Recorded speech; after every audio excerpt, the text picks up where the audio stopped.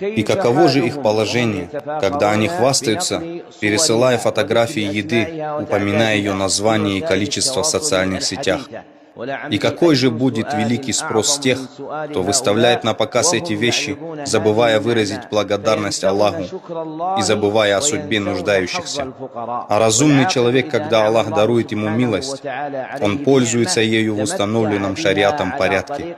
А из постановлений, которые берутся из дозволенных и запретных вещей, это остерегаться разбить сердца нуждающихся. А это дело было потеряно, особенно со стороны женщин, которые стали хвастаться различными видами еды и напитков, а также одеждой, и распространяют это через социальные сети.